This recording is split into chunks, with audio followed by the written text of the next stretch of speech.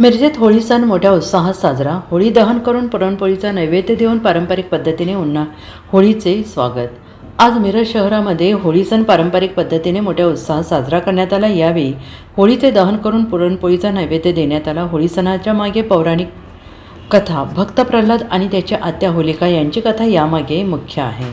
असुरी शक्तीचा नाश आणि सत्याचा विजय याचे प्रतीक म्हणून फाल्गुन पौर्णिमेला होलिका दहन केले जाते. वसंत ऋतूचे आगमन. होळी हा सण हिवाळ्याच्या समाप्तीचा आणि वसंत ऋतूच्या स्वागताचा उत्सव मानला जातो.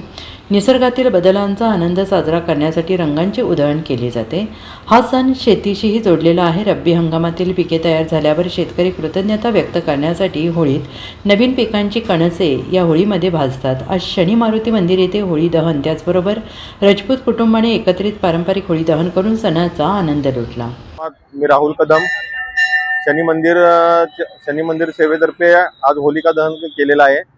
आणि होलिकेचं महत्त्व म्हणजे होलिका ही रावणाची बहीण असते आणि तिचं दहन केलं जातं.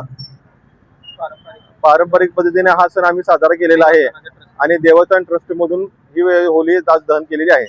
आज आम्ही मिरज मंगळवारपेठ धाडस चौक या ठिकाणी होळी साजरी केलेली असून मिरज शहरातली सर्वात जुनी आणि सर्वात मोठी होळी असून ह्या होळीचा मान सर्वात पहिल्यांदा म्हणजे गेले 60 ते 70 वर्ष झाली ही होळी होते. ह्याचा मान आमचे आजोबा भीमसिंग राजपूत यांच्याकडे होता आणि त्याच्यानंतर हा मान माझे वडील आबासाहेब राजपूत यांच्याकडे मान होता आणि त्याच्यानंतर हा मान मी घरचा तोरला असल्या कारण आमच्याकडे आहे.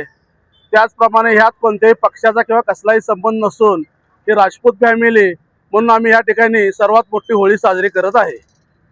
Bureau report, SBN Marathi, Miraj.